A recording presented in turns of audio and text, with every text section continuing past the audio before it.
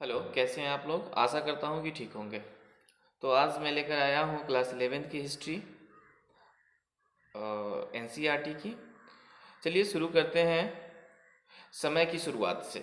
सबसे पहले हम समय की शुरुआत से प्रारंभिक समाज का जो निर्माण हुआ है वहाँ से हम लोग विशेष रूप से चर्चा करते हुए आगे की ओर बढ़ेंगे। सबसे पहले कि समय की शुरुआत कैसे हुई।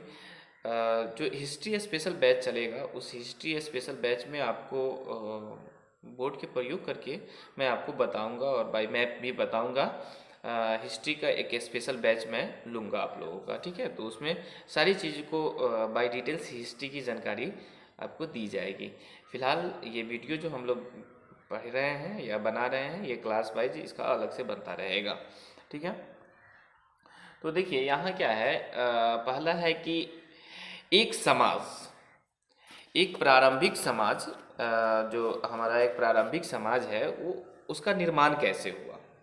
मतलब सबसे पहले समाज कैसे बना, है ना। तो इस सब चीज़ की जानकारी हमको इस चैप्टर में मिलने वाले हैं, ठीक है।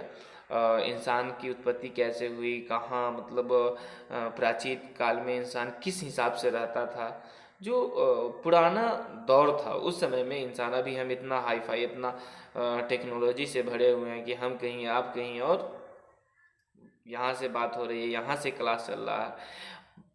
तो क्या उस समय में ऐसा ऐसी कौन सी व्यवस्था थी जिसमें इंसान अपने भाषा, अपने विचार, जैसे कि मैं अपनी इच्छा आपके पास रखता हूँ या आप अपनी इच्छा मेरे पास रखते हैं, हम लोग भाषा के माध्यम से अपने भावों को आदान प्रदान करते हैं कि क्या चाहिए क्या नहीं चाहिए।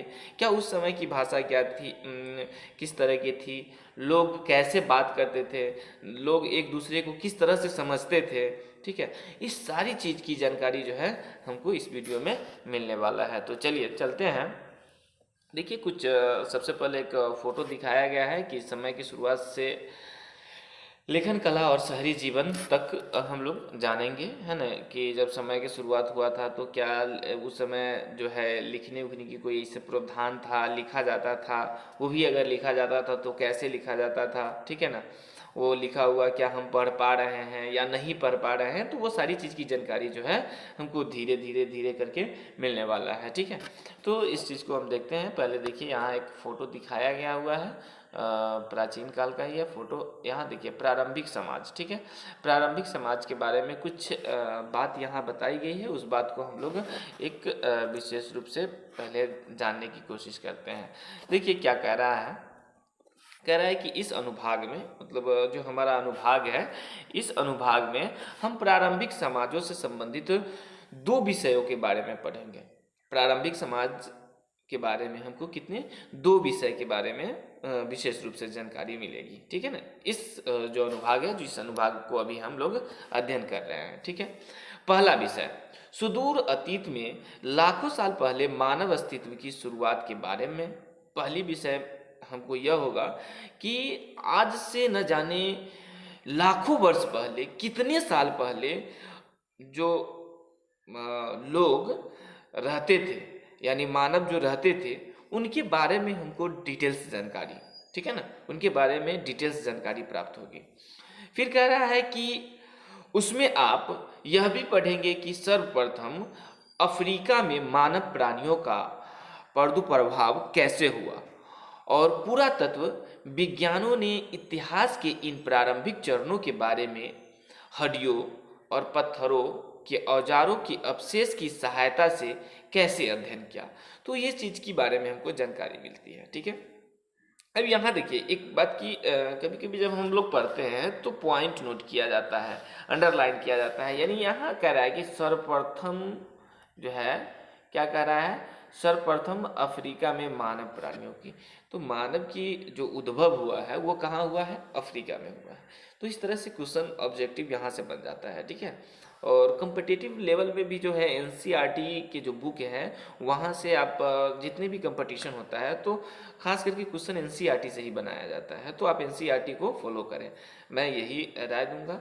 हालांकि डिटेल्स पढ़ने के लिए आप कोई भी बुक कोई भी प्रकाशन के पढ़ सकते हैं, लेकिन एनसीईआरटी रखा कीजिए, आप उसको सेल्फ स्टडी खुद से ही पढ़िए, लेकिन रखिए एनसीईआरटी को रखिए। एनसीईआरटी बेस्ट होता है किसी भी कंपटीशन के लिए, किसी भी एग्जाम के लिए, तो एनसीईआरटी रहना चाहिए आपके पास, ठीक है। तो ये सारी चीज़ की जानकारी जो है हमको इस अध्याय में मिलने वाला है। देखिए सबसे पहले यहाँ जो कहा है जो पूरा तत्व विज्ञानों ने, तो ये जो पूरा तत्व हम देख रहे हैं कि ये पूरा तत्व है क्या, ठीक है ना, पूरा तत्व विज्ञान क्या है। पूरा तत्व क्या है वास्तव में, इतिहास साक्ष्य और सबूत पे टिका हुआ है, ठीक है ना। साक्ष्य एविडेंस होना चाहिए, और इतिहास के लिए एविडेंस क्या है, मतलब सबूत क्या होना चाहिए। तो सबूत दो तरह के, हम कोई भी इतिहास उस वक्त तक इतिहास हो ही नहीं सकता है जब तक उसके लिए कोई साक्ष्य कोई प्रमाण न मिला हो। हम कह देंगे मनगढ़ंत अपना से कोई चीज़ बना देंगे और एक कहानी के रूप में प्रेजेंट कर देंगे, वो इतिहास नहीं हो सकता है, नेवर, कभी नहीं इतिहास हो सकता है। इतिहास होने के लिए आवश्यकता है, जरूरी है कि हमको क्या होना चाहिए, एक प्रमाण मिलना चाहिए, एक सबूत मिलनी चाहिए। और कोई भी इतिहास उस समय जाकर इतिहास बनता है जब उसके पास कोई प्रमाण होता है, कोई सबूत मिलता है, कोई साक्ष्य होता है। तो साक्ष्य इतिहास के बनने के लिए दो तरह के साक्ष्य होते हैं, एक पुरातात्विक और दूसरा लिखित साहित्यिक, ठीक है ना। लिखित साक्ष्य, पुरातात्विक क्या होता है और लिखित क्या होता है। लिखित तो आप जानते हैं कि कोई भी लेखक लिखा कि हाँ चंद्रगुप्त मौर्य के समय ये हो रहा था, है ना, चाणक्य ये थे प्रधानमंत्री, मतलब अदरवाइज जो भी है। तो वो लेखक अपना, या फिर जो वेद हैं, वेदों के जरिए भी हमको इतिहास के बारे में जानकारी मिलती है। जो हमारा चार वेद है वो वेद के भी बारे में इतिहास की जानकारी मिलती है, कोई भी वेद हो, ठीक है, तो यहाँ से भी जानकारी मिलती है। तो ये एक साक्ष्य हो गया, एक सबूत हो गया, और इसको हम मानते हैं, ठीक है। दूसरी बात कि पूरा तत्व, तो पूरा तत्व क्या होता है, जब पृथ्वी को हम खोदैया करते हैं और खोदैया करने के बाद पृथ्वी के अंदर, पृथ्वी के गर्भ के अंदर कुछ वस्तुएं ऐसी छिपी होती है जिससे हम प्राचीन के लोगों के बारे में जानकारी हमें प्राप्त हो जाती है उस वस्तुओं से, ठीक है। तो इस तरह की वस्तु को क्या कहा जाता है, पूरा तत्व कहा जाता है। और उसको जो खोदने वाला होता है, यानी उसके बारे में जो जानकार होता है, उसका विशेषज्ञ होता है, उसको पुरातत्वविद बोलते हैं, ठीक है ना, पुरातत्वविद बोलते हैं कि वो उसका विशेषज्ञ है। क्योंकि अब पुरानी कोई वस्तु आ जाए मेरे पास तो मैं तो उसके बारे में जानकारी नहीं दे सकता हूँ कि हाँ ये वस्तु इतने साल पुराना है, या ये अशोका के समय का है, या चंद्रगुप्त मौर्य के समय का है, मुझसे तो ऐसा नहीं हो सकता है। लेकिन पुरातत्वविद जो होते हैं वह उस वस्तु को देखकर वह साबित कर देता है कि यह वस्तु इतने साल पुराना है, इस वस्तु का प्रमाण जो है इतने ईस्वी में जाकर मिलता है, या इतना ईसा पूर्व में जाकर मिलता है, ठीक है। तो ये पुरातत्व होता है, ठीक है। तो पुरातत्वविद जो होते हैं वो क्या करते हैं कि हड्डी, जो मानव का अवशेष पाया जाता है, उस हड्डी को भी कार्बन 14 विधि से जांच कर वह बता देता है कि यह कितना साल पुराना है, और उसका बॉडी कंस्ट्रक्शन बता देता है कि ये किस हिसाब का बॉडी इसका रहा होगा। जैसे कि अभी आप लोग हम लोगों को देखते हैं, अभी का जो समाज है एकदम बॉडी का ढांचा एकदम बिल्कुल सही है, लेकिन वही आप पुराने समय में जाओगे, प्राचीन काल के समय में आप देखोगे तो इंसान क्या था, उसका मतलब उसका बॉडी कंस्ट्रक्शन भी अलग था। हम लोगों की तरह जो बॉडी कंस्ट्रक्शन है, ये जो बनावट है, रचना है, इस तरह की रचना नहीं थी। उसकी रचना में भी चेंजिंग थी, उसकी रचना में भी बनावट में ऐसे झुका हुआ टाइप का ऐसे करके था, ठीक है ना। तो वही पूरे गर्दन हम लोग ऐसे मूव कर लेते हैं, उतना नहीं होता था उस सबको, ठीक है। वो क्या था, वो एक आखेटक था।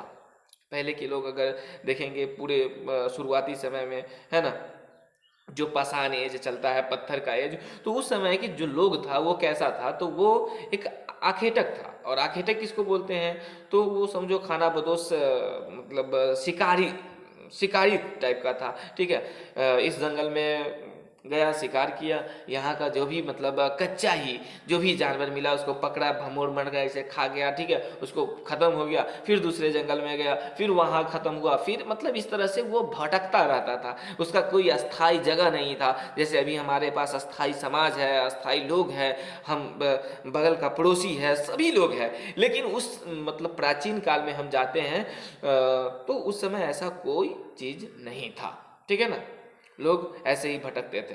चलिए तो हम आगे चलते हैं धीरे धीरे।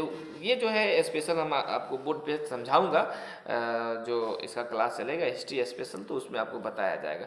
लेकिन हिस्ट्री स्पेशल क्लास को आप लोग बिल्कुल ज्वाइन कीजिएगा, मैं तो कहूँगा, ठीक है। टाइम टेबल भी बता दिया जाएगा। पुरातत्व विज्ञानों ने प्रारंभिक मानव के जीवन के बारे में पुनर्निर्माण करने के प्रयत्न किए, उसके बारे में अनुमान लगाया, जाना कि वो लोग कैसे रहता था। उन्होंने मतलब पुरातत्वविदों ने उन्होंने यह जानने की कोशिश की है कि वे कैसे घरों में रहते थे। जब अगर घर था तो किस काल तक घर नहीं था, और किस काल में आके घर बनना शुरू हुआ, और घर बना शुरू हुआ तो वह कौन सा हिसाब का किस कंस्ट्रक्शन का घर था। इस सारी चीज़ की जानकारी पुरातत्वविद ने इकट्ठा किया, और वो धीरे धीरे हमको मिलने वाला है, एकाबैग नहीं मिलेगा, ठीक है ना। एक ही बार में आज ही के क्लास में सब कुछ नहीं हो जाएगा। वे पेड़ पौधे से उत्पन्न कंदमूल एवं बीजों को इकट्ठा करके और जानवरों के शिकार करके अपना भरण पोषण कैसे करते थे, और वे किन किन तरीकों से अपने भावों एवं विचारों को अभिव्यक्त करते थे। जैसे वह जो है पेड़ पौधों से फल को कैसे लाते थे, कौन फल से खाते थे, ठीक है।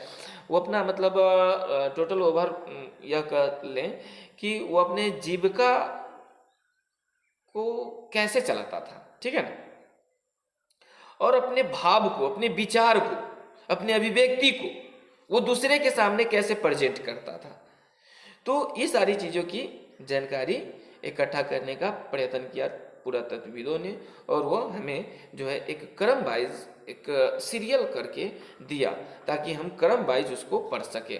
और मुझे एक अरेंज वे में, मतलब जब अरेंज वे में रहता है तो वो हमको जानकारी मतलब इकट्ठा करने में ज़्यादा सहूलियत होती है, और उसको याद करने में, याद रखने में भी ज़्यादा हमें सहूलियत मिलती है, ठीक है।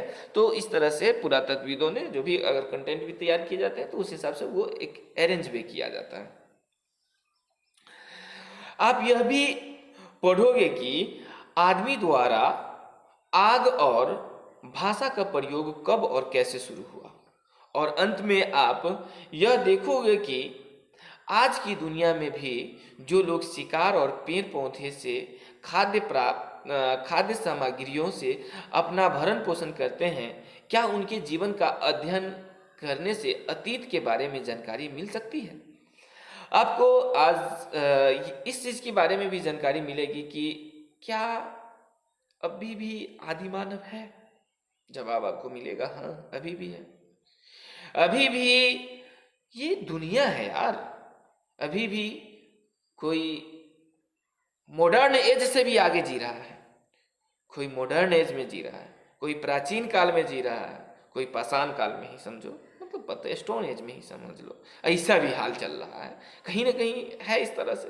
मतलब आदि मानव है, अभी भी आदि मानव है। आदि मानव के बारे में अभी भी आप जानते होइएगा, ठीक है ना। छत्तीसगढ़, अंडमान निकोबार, इस तरह के जो द्वीप समूह है वहाँ पर भी उनकी भाषा भी अलग होती है, तो समझने में भी अपने सरकार को थोड़ा सा टफ पड़ता है। लेकिन ऐसा नहीं, अब धीरे धीरे सब कुछ का विकास किया जा रहा है।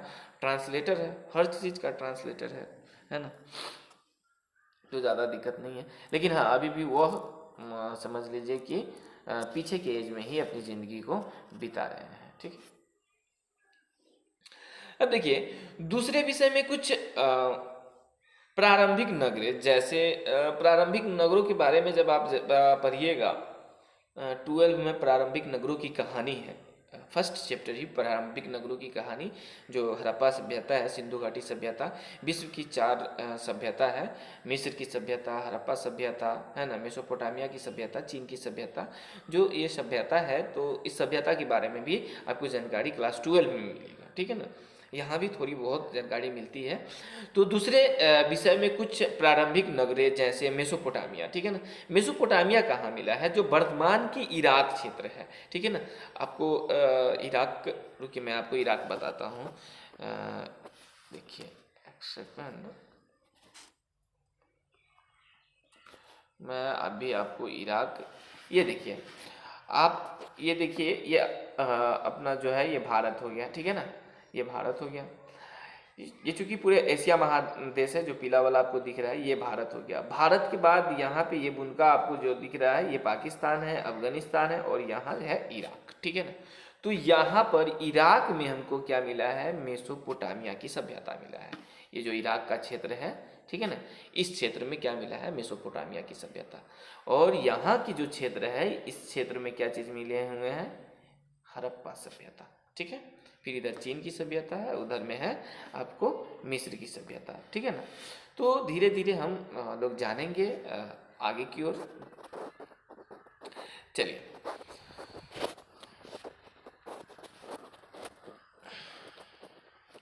तो क्या है कि जो वर्तमान में इराक है वहाँ पर मेसोपोटामिया की सभ्यता मिली, ठीक है। क्योंकि कुछ शहरों के बारे में चर्चा की गई है। इन नगरों का विकास मंदिरों के आसपास हुआ था। मेसोपोटामिया में जो नगर मिले थे वो नगर कहाँ मिला था, ठीक है ना। क्वेश्चन आता है कि मेसोपोटामिया में जो नगरें थी वो नगरें खास करके कहाँ पे मिली थी? तो मेसोपोटामिया में जो नगर मिली थी वह मंदिरों के आसपास मिली थी, ठीक है। ये नगर सुदूर व्यापार के केंद्र होते थे। मतलब दूर दराज से, बहुत दूर दूर से लोग क्या करते थे? वहाँ पे व्यापार करने के लिए आते थे। पुरातात्विक साक्ष्यों यानी पुरानी बस्तियों के अवशेषों और बहुयात से पाई जाने वाली लिखित सामग्रियों के आधार पर उस समय के भिन्न भिन्न लोगों, शिल्पियों, लिपिकों, श्रमिकों, पुरोहितों, राजा, रानियों आदि के जीवन के पुनर्निर्माण का प्रयत्न किया गया है, ठीक है। वहाँ पे मंदिर के करीब कुछ लिखित साक्ष्य मिले, कुछ लिखित सामग्री मिली, कुछ पात्र मिले जो तांबा का पात्र बना होता था, है ना, तो वो मिले, ठीक है। और उस सभी लिखित जो सबूत थे उस पे वहाँ के जो शिल्पकार थे या लिपिकार थे या श्रमिक थे, जो मजदूर किस्म के लोग होते हैं, किसान मजदूर, ठीक है, पुरोहित, राजा, रानी इत्यादि के जीवन के बारे में कुछ कुछ जानकारी प्राप्त हुई, ठीक है। आप यह भी देखोगे कि इनमें से शहरों तथा कस्बों, शहरों तो जानते हैं, कस्बा भी जानते हैं आप, है ना। कस्बों में पशु चारक समुदाय के लोग अपनी महत्वपूर्ण भूमिका कैसे निभाते थे? एक विचारणीय प्रश्न यह है कि यदि लेखन कला का विकास नहीं हुआ तो इन शहरों की विभिन्न प्रकार की गतिविधियां कैसे संभव होती? अगर लेखन कला का विकास नहीं होता तो वहाँ के जो शहर है, शहर की विभिन्न विभिन्न प्रकार की जो गतिविधियाँ हैं, इस गतिविधियाँ का जो है गतिविधियों के बारे में विशेष रूप से जानकारी हमें किस हिसाब से मिल पाता, ठीक है। तो यहाँ देखिए आगे क्या कह रहा है? कह रहा है कि आपको यह जानकर आश्चर्य होगा कि लाखों वर्ष तक जंगलों, गुफाओं अथवा काम चलाऊ घरों, आश्रयों और शिलाश्रयों में रहने वाले इंसानों ने आगे चलकर गांव और शहरों में रहना कैसे शुरू किया। आपको ऐसा नहीं लगता है कि जो लोग जंगल में रहता था, लाखों साल जंगल में रहा, ठीक है, काम चलाऊ डेरा में रहा, जो घूमते रहा, भटकते रहा, आज वह इस तरह के इंसान बन गया, ऐसा ऐसा टेक्नोलॉजी ला दिया, ठीक है, हजारों मील, लाखों मील दूर लोगों से हम बस हेलो करके बात कर लेते हैं। संदेश पहुंचाने में कोई टाइम नहीं लगता है। व्हाट्सएप हो, फेसबुक हो, ट्विटर हो, कहीं भी बस क्लिक किए पूरी दुनिया की खबरें आपके पास। तो क्या उस समय के लोग जो इतना भटकने वाला था वो आज इस तरह क्या हो गया, ठीक है। तो क्या ये पूरे सफर उसका किस हिसाब से गुजरा, कर्म बाइज कर्म कैसे वो बदलते गया, कर्म बाइज कर्म कैसे बदलते गया। जो जंगल में रहा करता था, जिसके शरीर पर वस्त्र नहीं था, कपड़ा नहीं था, नंग था, नंगा था, जिसके पास भाषा नहीं थी, अपने विचार को वो कैसे प्रदान करता था, एक दूसरे के पास कैसे रखता था अपने भाव को, तो उसका एक कोडवर्ड रहा होगा यार।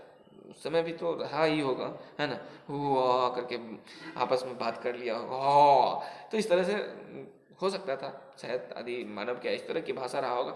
लेकिन आज हमारे पास ऐसी भाषा है कि दूसरे लोग भी समझ जाता है, ठीक है। आज हम लोग इशारा भी ऐसे करते हैं तो समझ जाता है कि क्या इशारा चल रहा है, ठीक है ना। तो बहुत सारी बातें हैं, बहुत सारी चीजें हैं। देखिए, कहता है यह एक लंबी कहानी है और ऐसी अनेक घटनाओं से जुड़ी है जो सर्वप्रथम नगरों की स्थापना से कम 5,000 वर्ष पहले घटित हुई थी, ठीक है।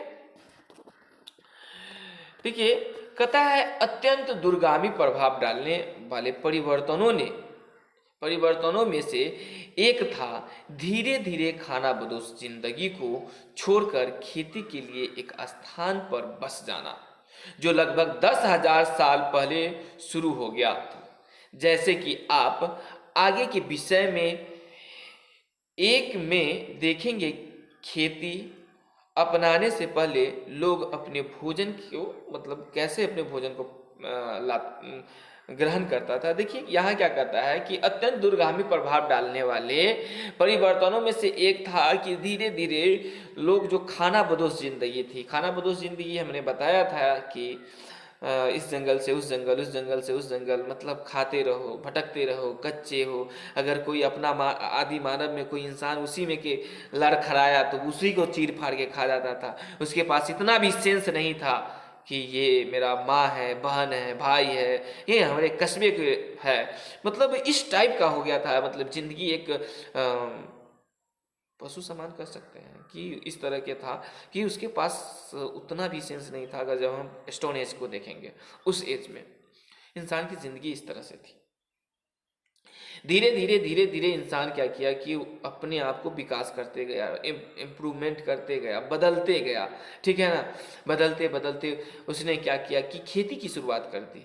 जब वो खेती की शुरुआत कर दी तो इंसान रुकने लगा, क्योंकि उसको डर था कि हम जहाँ पे खेती किए हैं जंगली जानवर वो खेती को बर्बाद कर देगा, खत्म कर देगा। इसलिए वहाँ पे लोग रहना शुरू कर दिया, आग इकट्ठा करना शुरू कर दिया, और इस तरह से रहते रहते रहते अस्थाई समाज का निर्माण होने लगा। तो धीरे धीरे इस तरह से कर्म बाइज कर्म शुरू होते गया, ठीक है। तो विशेष रूप से फिर से आगे की क्लास में विशेष रूप से चर्चा करेंगे। एक बड़ा क्लास नहीं, थोड़ा थोड़ा करके हम लोग चलेंगे, अभी टाइम है तो ठीक है। थैंक यू फॉर वॉचिंग, फिर मिलेंगे अगले वीडियो में।